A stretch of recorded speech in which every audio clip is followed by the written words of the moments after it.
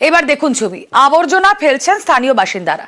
একেবারে রাস্তার মাঝখানেই তারা আবর্জনা ফেলছেন, কিন্তু এই আবর্জনা ফেলা আসলে তাদের বিক্ষোভ প্রদর্শনের একটা ওয়ে মাত্র। ছবি আপনারা দেখছেন, যেখানে তারা আবর্জনা রাস্তার মাঝে ফেলে এভাবেই বিক্ষোভ দেখাচ্ছেন। কেন? তার কারণ এখানে দীর্ঘদিন ধরে আবর্জনা তোলা হয় না, আর তাই তাদের ক্ষোভ। সেই ক্ষোভের বশবর্তী হয়েই তারা এখানে রাস্তার মাঝে আবর্জনা ফেলে বিক্ষোভ দেখাচ্ছেন।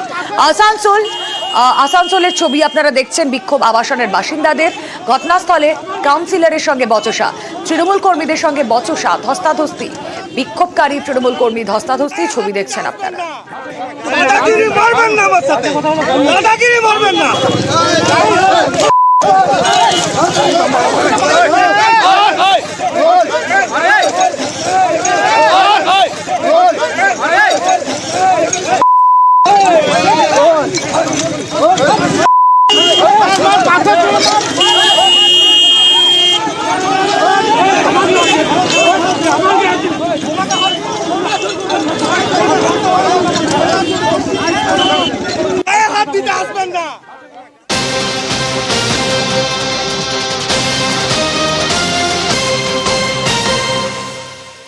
অবশ্যই আপনি যেখানে থাকছেন সেখানে যদি আপনার চারপাশ দেখেন আবর্জনায় পরিপূর্ণ হয়ে রয়েছে, ধৈর্যের বাঁধ একদিন তো ভাঙবেই। তার কারণ বারবার অভিযোগ জানানো হয়েছে, তবুও তাদের কোনো অভিযোগের সুরাহা হয়নি, আর তারপর নিজেরাই এভাবে রাস্তায় আবর্জনা ফেলছেন।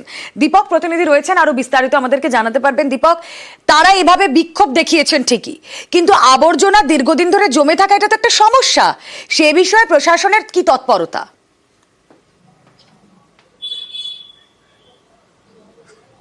দেখো, একেবারে আবাসিকদের অভিযোগ কি বিষয়টি স্থানীয় কাউন্সিলর, স্থানীয় বড় অফিস, আসানসোল পৌর নিগমের আধিকারিকদেরকে একাধিকবার জানানো হয়েছে কি আবাসনের পাশে আবর্জনা পড়ে রয়েছে, সেই আবর্জনা যেন তুলে নেয় পৌরসভা।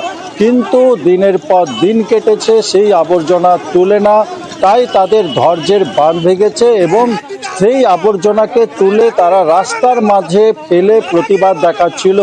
কারণ হচ্ছে কি, যখন কেউ শুনবে না তাইলে সাধারণ মানুষের কাছেই তারা এই প্রতিবাদ নিয়ে যেতে চাইছিল, তাই তারা রাস্তার মাঝে এই আবর্জনা ফেলে বিক্ষোভ দেখাচ্ছিল। তখন এই খবর পাই স্থানীয় কাউন্সিলর অনির্বাণ দাস, তিনি নিজের সমর্থকদেরকে নিয়ে ঘটনাস্থলে এসে উপস্থিত হন এবং আবর্জনা তুলে নিতে বলে সেইখান থেকে আবাসিকদেরকে।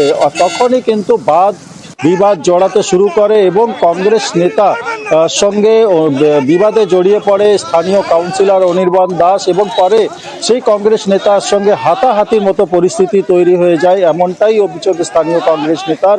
কারণ হচ্ছে কি, বারবার এই সমস্যার কথা তারা জানিয়েছে কাউন্সিলরকে, কারণ কাউন্সিলর কোনো উত্তর দেয়নি, তাই তারা এই পথ বেছে নিতে বাধ্য হয়েছিল।